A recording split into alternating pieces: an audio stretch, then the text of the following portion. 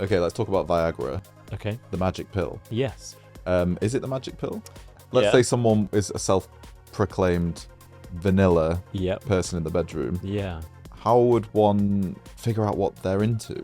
The focus on penetration, as that is real sex and everything else, it doesn't really count, is what causes so many problems. One person loses sexual desire. One person wants to open the relationship. I'm just listing things I imagine, but what are the things that you see? If you do a year, 6 months or a year of thinking about your sexual self, psychosexual therapy, a lot of that will last with you for the rest of your life.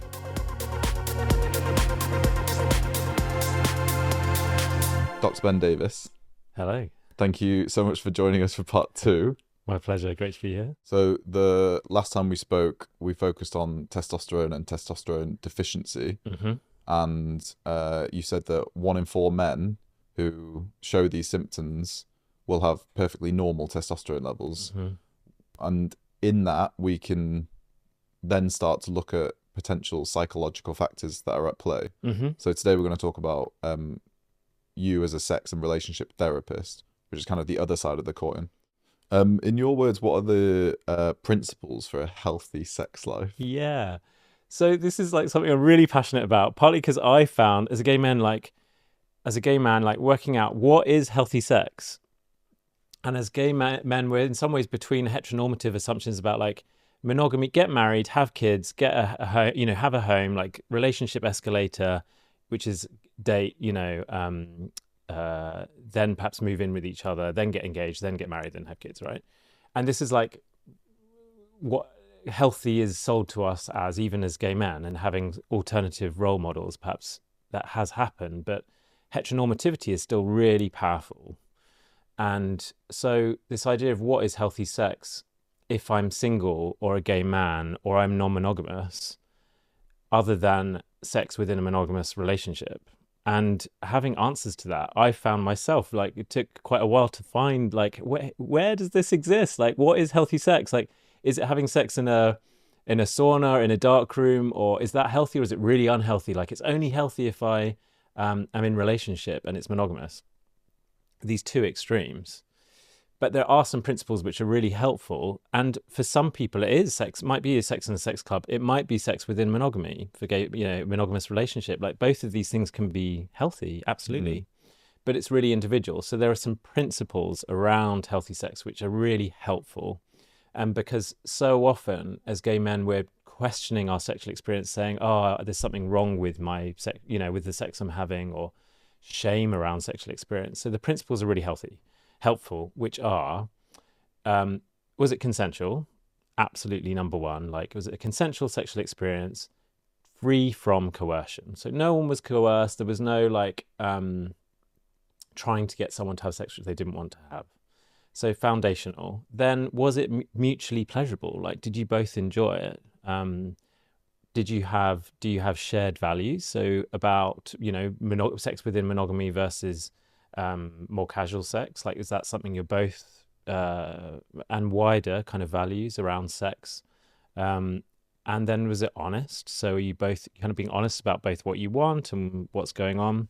And do you have a plan for HIV, STIs, or even pregnancy? Like, so these are a few like checklist things which you can just go through and just be like, okay, that sexual experience, like maybe it was really fun, but it's just not healthy. Actually go through it. Like, was it pleasurable? Was it honest? Was it, mutually consensual? Was it consensual? And do you have a plan for what you're doing about STIs? Yeah, okay. Maybe you can let go of the shame about it. Maybe actually it was a good sexual experience.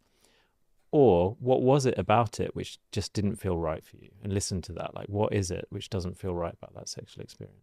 Okay, let's talk about Viagra, Okay. the magic pill. Yes. Is it the magic pill?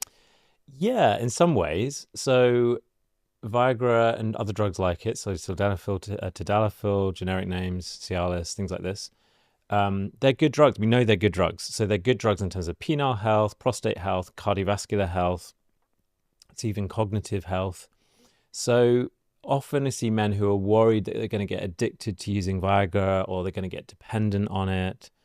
And that's not so much a concern. So it's more, you can take a daily tadalafil, so a daily low dose medication, which can help support your penile health and erections, and you don't have to worry about timing of taking it with sex, which often comes. So often people get into a cycle of like, oh, have I taken Viagra? If I haven't, then I can't have sex. And this creates an anxiety loop, which makes sex unpleasurable, becomes stressful. So daily low dose tadalafil is one way of dealing with that.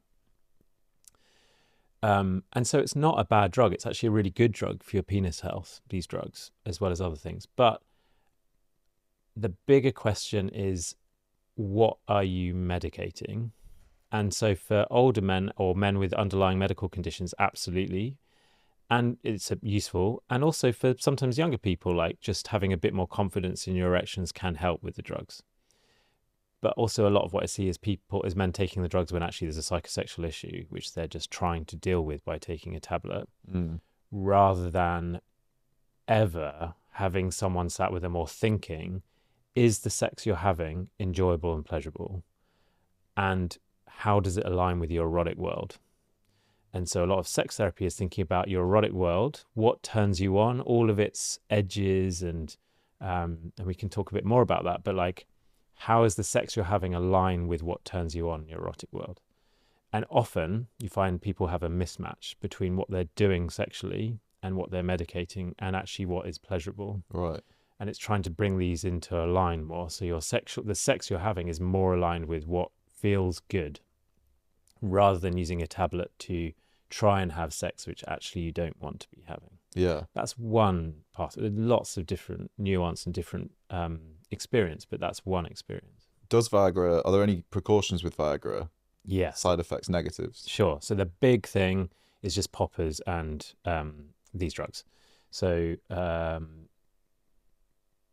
essentially just because dropping your blood pressure.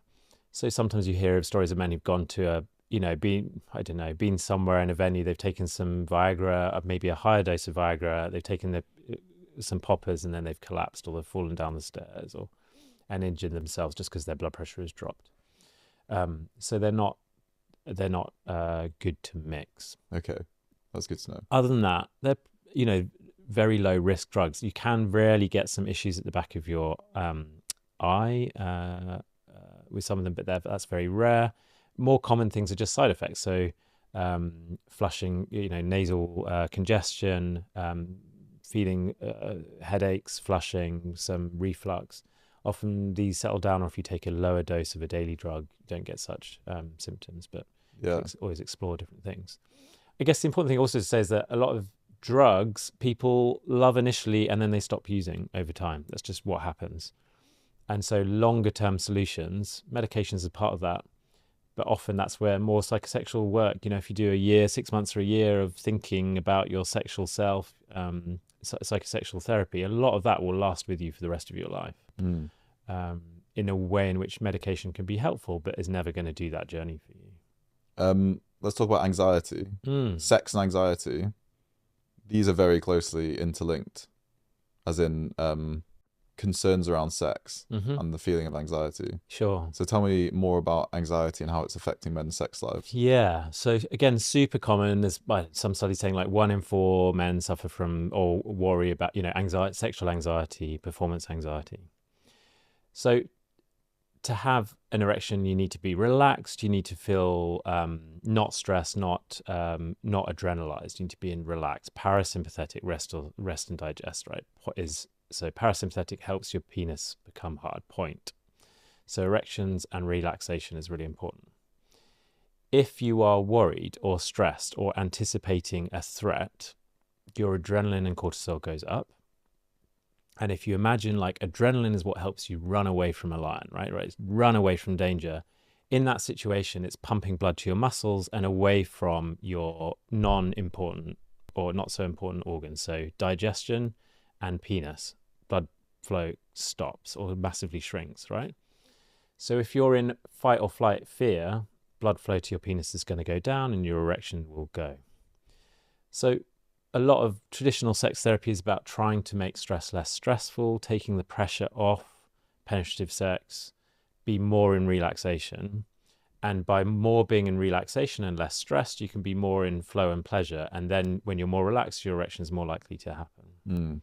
So that's like a kind of core part of traditional sex therapy. But I guess there's a lot more often to be explored about what, again, this thing of like, what is your penis trying to tell you? Yes, it might be performance anxiety, like that's one aspect, and it's one thing you can work on in quite a behavioral way. But often there's just other more deeper things around what is going on with the sex you're having and in relationship, and what is your penis communicating Yeah. in that relationship, separate from performance anxiety. I think a big thing, and I've spoken about this before with other guests, is that gay men have had to figure out how to have sex by themselves. You know, there's sex education at school. Let's talk about people who are 30 plus, particularly. I don't know what it's like now, but there's sex education at school where you learn man to woman sex. There's many films, there's lots of reading that could have been done before, whereas we had no idea what we were doing. We just got naked with a guy and tried to figure it out. So that in itself must be quite anxiety inducing, especially if you're a young man who's having sex for the first time. Yeah.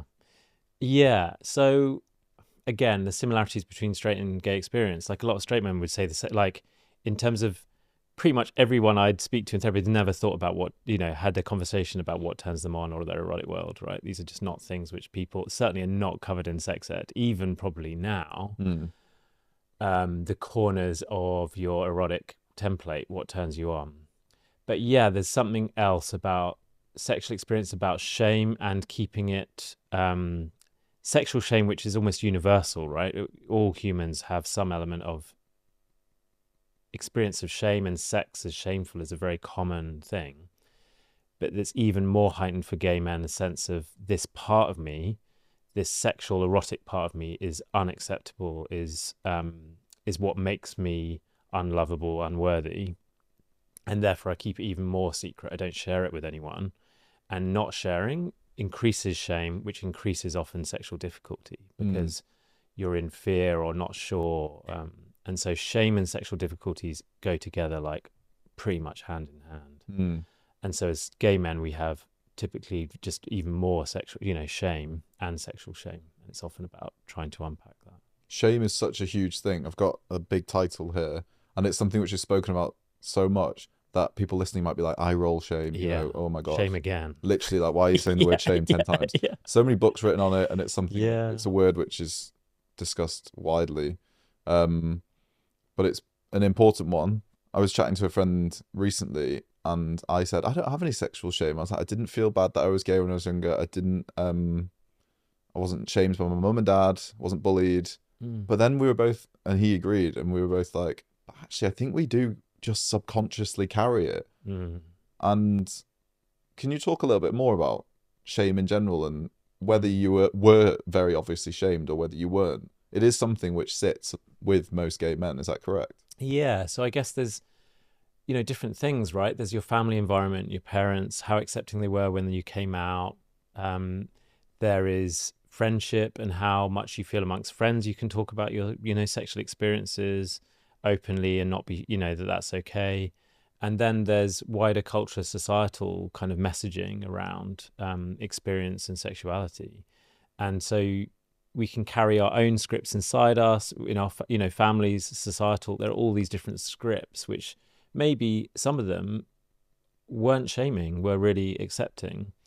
But I guess there's a core part of erotic, of people's erotic world, which is often, and a lot of sex therapy often is helping people come to terms with the fact that a part of their erotic world is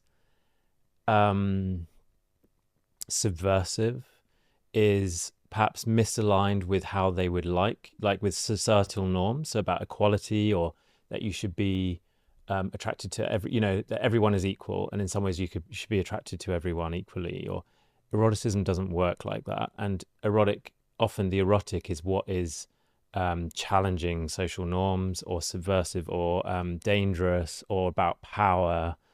And so a lot of people perhaps don't feel any shame of that, but a lot of people do. And different layers of it, right? It comes up at different times. Like perhaps you feel, no, I think I've worked through my sexual shame, and then it will come, maybe something comes up and you're like, oh no, there's still something there which I carry. And where does that come from? Is it family? Is it wider society? I guess it's, to explore that. But I think people have different varying levels of how able they're able to be authentic about their sexual selves, particularly in relationship or with friends. But we live in a society which is quite, there's a lot of homophobia and shaming and mixed messaging about sexuality. And so to not be affected by that at all, I mean, great, amazing if that's the case. But I think more common experience is that people do carry some element of sexual shame. And in some ways, just normalizing, like that is part of norm, Yeah. whatever normal is. But Yeah. it's very common. I'm sure that if I was to presume, when you see straight couples versus same-sex couples, the same-sex couples do have a bit more freedom and they're a bit more comfortable to talk about what they like, versus I think that straight couples, this is just me presuming, Sure. there's a lot more expectation and probably a lot more judgment that happens between man and woman. Yeah. Is that true? So in some ways, yeah. In some ways, like we're super lucky being gay, queer history. Like we have not had such rigid norms around monogamy and marriage and children, right? We've like in some ways been free of that. And Yeah. sexual liberation, 1970s sexual liberation, like was about not that. But often what happens for gay men is that you not only have heteronormative norms, but also gay normative, if you like, worlds. And often these get polarized in couples, not always, but sometimes. So one person in the couple will have more what might be considered traditional, want monogamy, want stability of relationship, and perhaps want marriage and children, or gets more pushed into a polarized position because the other partner then wants more freedom, more non-monogamy. And often in couples you find that things get polarized.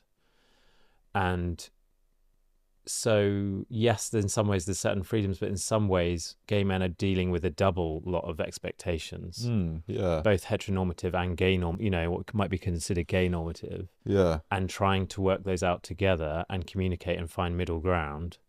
But it doesn't necessarily mean that gay men are just free from all of that. They often are navigating more, perhaps traditionally considered heteronormative things as well as gay normative. Yeah.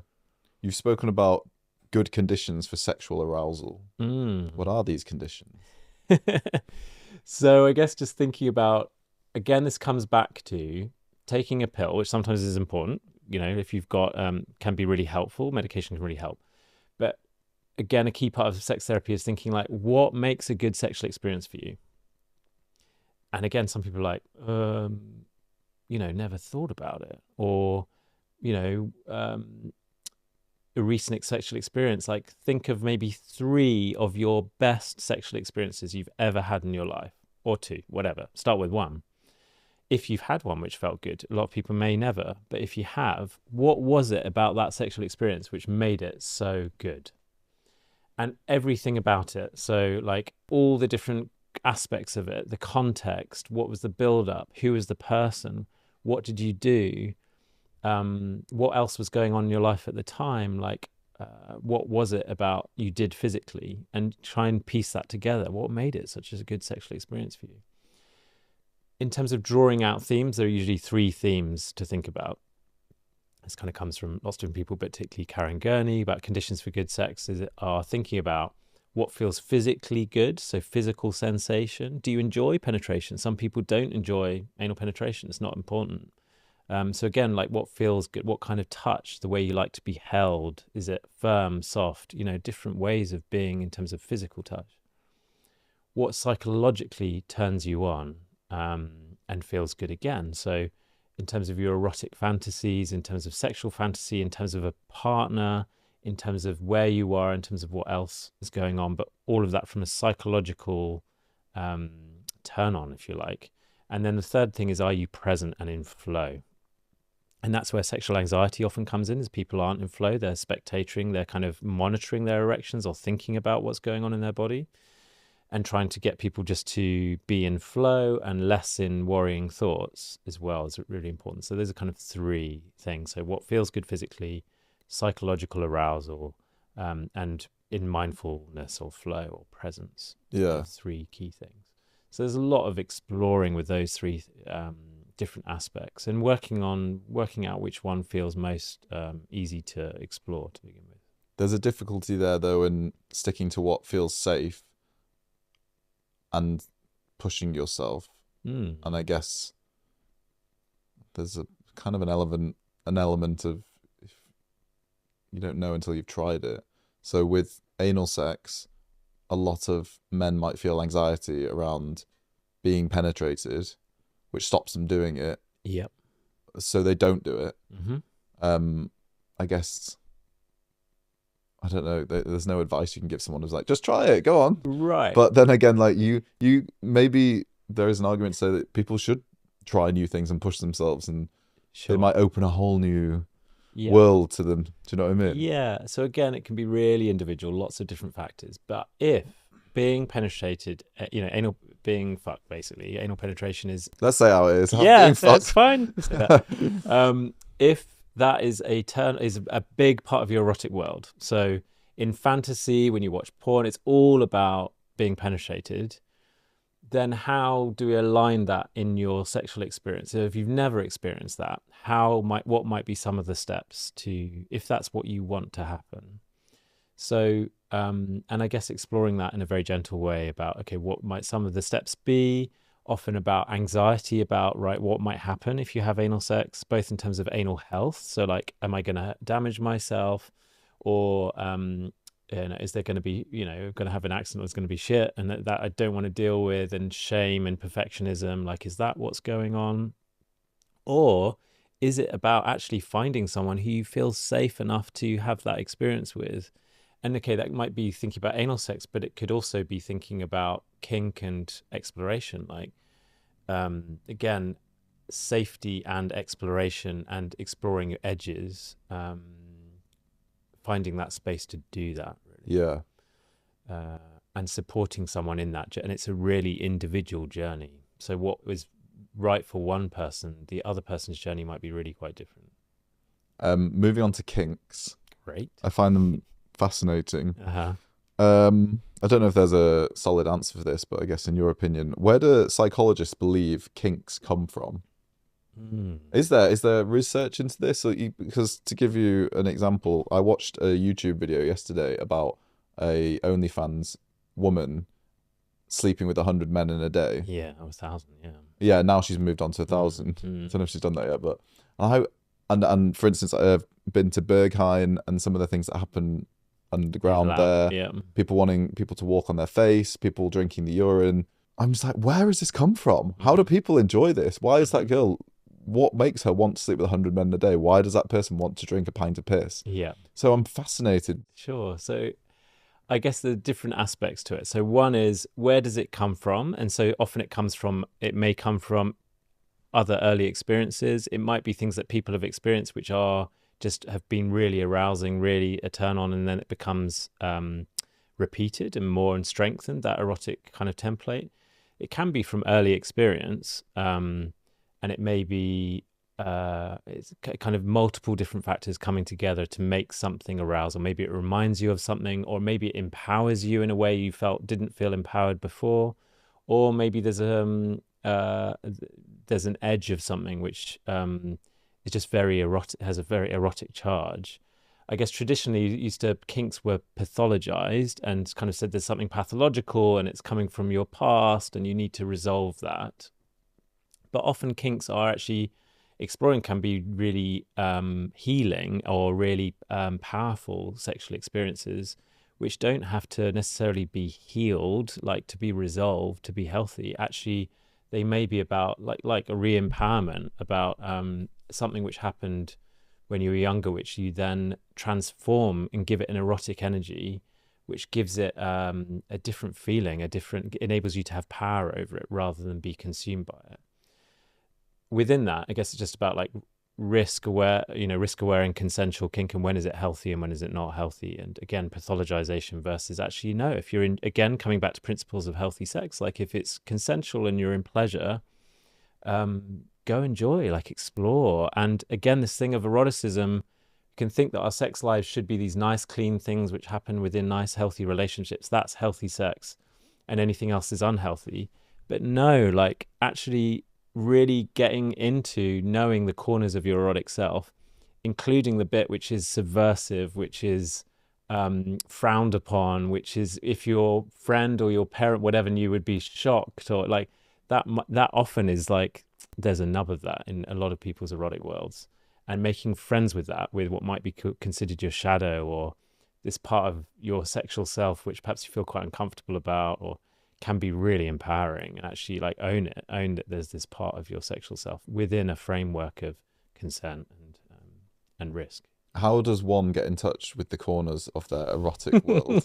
How let's just take an example of someone that's had I don't want to say normal sex, what's a better word? Vanilla. Yeah, let's Yeah. say someone is a self-proclaimed vanilla Yep. person in the bedroom, Yeah. and they're kind of horrified but also intrigued by things they hear that happen that are far more kinky. Yeah. How would one figure out what they're into? So the first thing is just curiosity. And so that's, again, a lot of therapy is just space where you can be curious. So like, what comes up for you? What do you think you might enjoy? Have you ever felt the freedom to try exploring, and maybe to begin with staying in the safety of fantasy and the difference between fantasy and reality, and something which is a turn on in fantasy may not be in reality.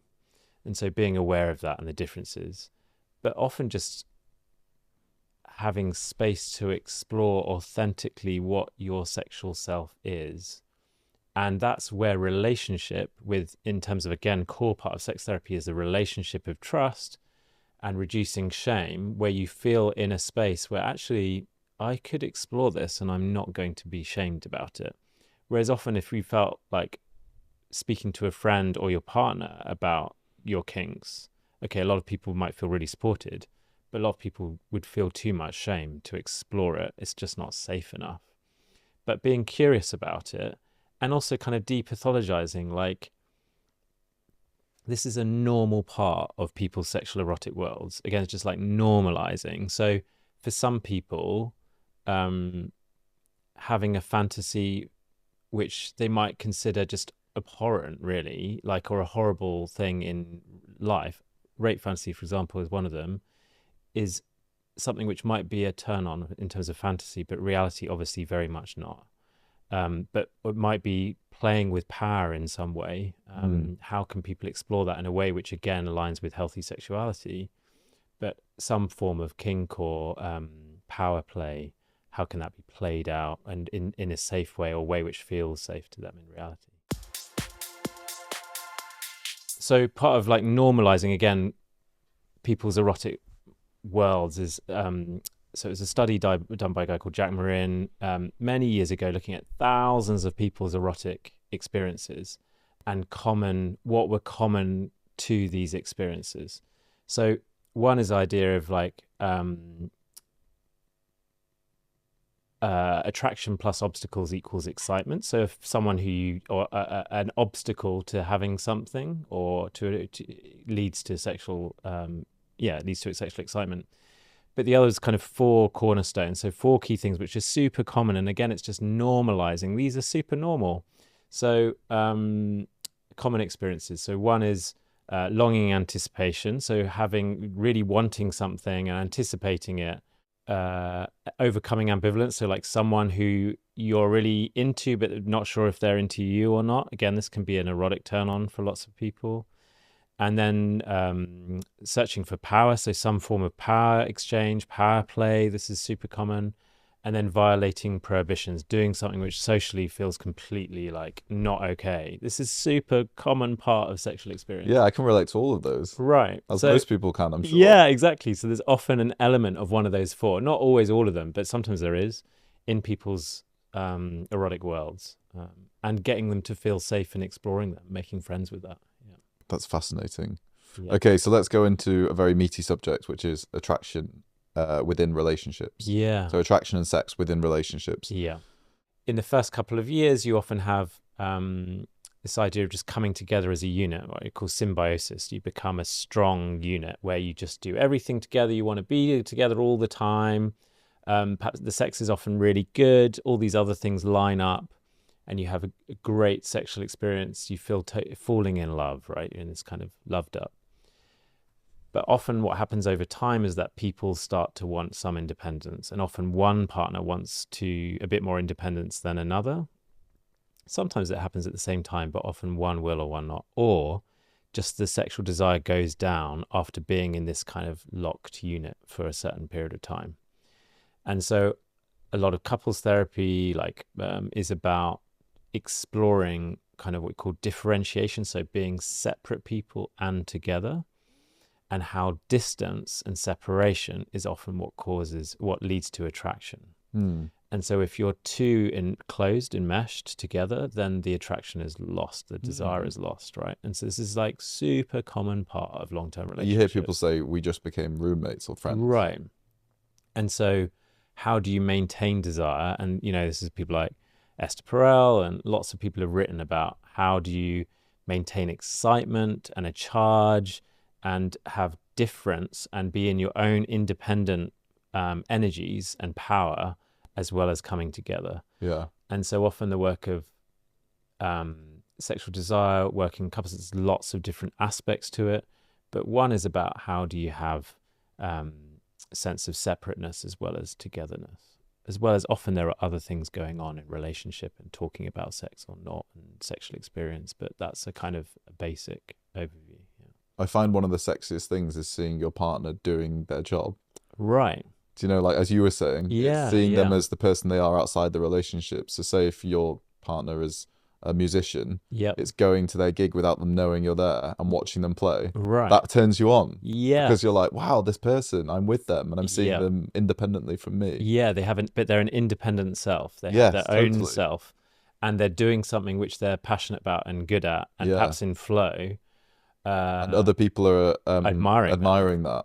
Perfect. Very sexy. So I suppose a lot of people will say that they find relationships challenging and they're quite intense and they're bad at relationships. You hear people say this a lot.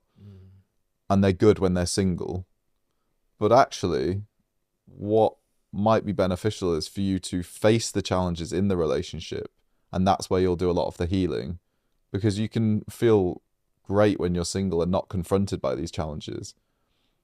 But it's actually in the relationship that you'll do a lot of the work.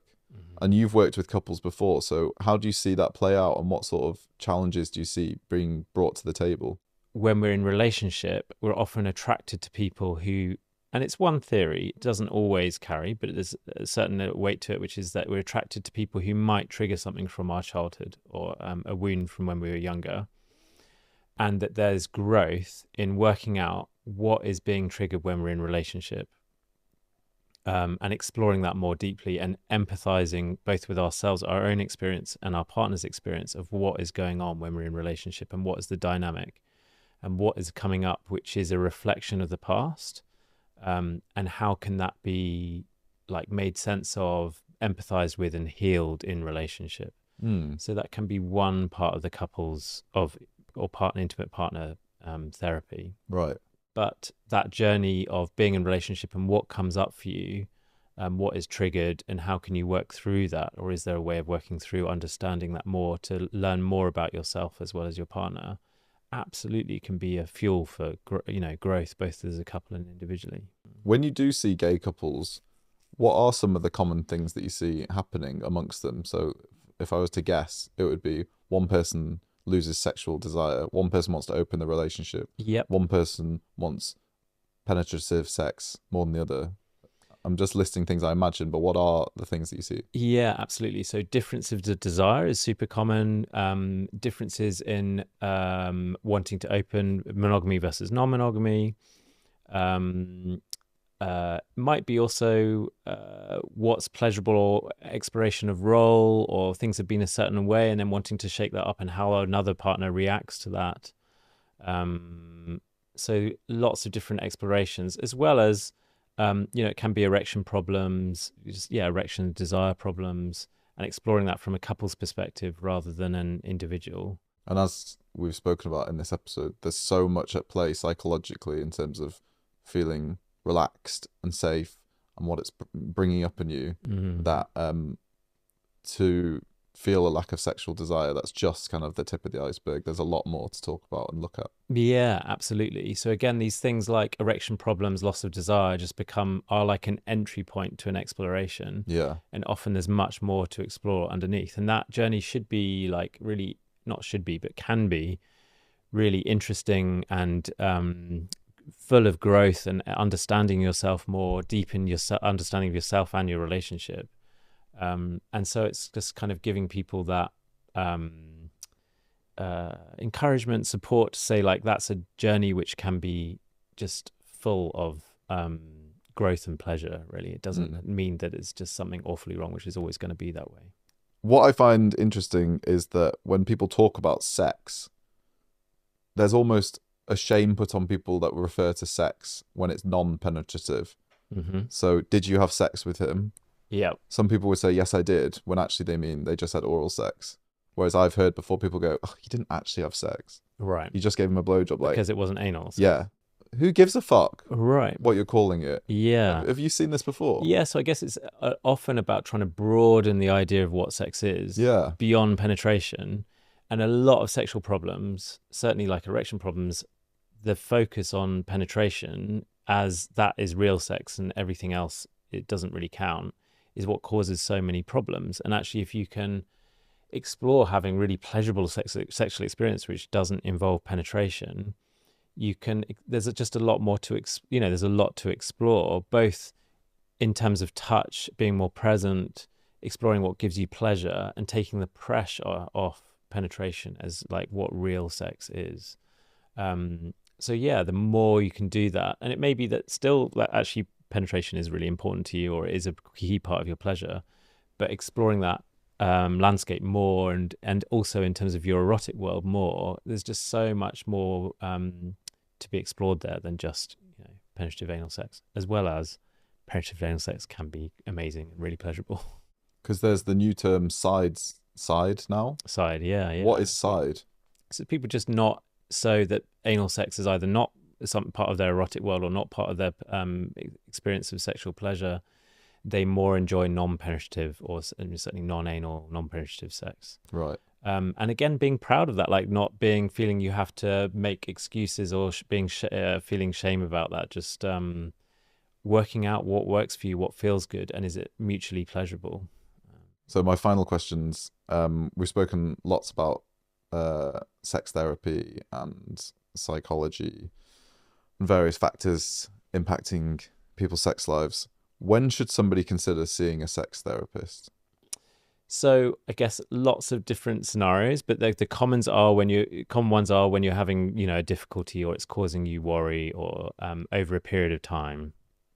So it's really common to have a period of it might be weeks or a few months where sex isn't you don't feel sexual, or you have an experience where you have difficulty, I don't know, coming or getting an erection. But if it's something which has been going on over time and it's causing you worry, that's obviously something you can seek help for. But also some people explore through therapy just their sexual selves more generally, their experiences. They want to be curious and have someone to do that exploration with. So it's not that something has to be drastically wrong to go and have an exploration of therapy. It may be that you just there are some aspects of your experience which you want to explore more, and having just a supportive environment in which to be curious and do that exploration. And if someone's in a relationship and they've got problems with sex, would you say it's better or not better to come as an individual or to come as the couple and bring it to the table? So it's a really important part of an initial assessment is to work out how someone feels about it at an individual level and potentially as a couple. So often one person will come, sometimes a couple will come together, and it means it's trying to work out what feels right for you. Some people actually really want some individual space and space individually to work things through before considering couples therapy. And sometimes that's absolutely the right thing to do. And sometimes doing both together, having individual work and couples therapy, if you can afford it together, is a great way of kind of moving things to get forward in a combined way.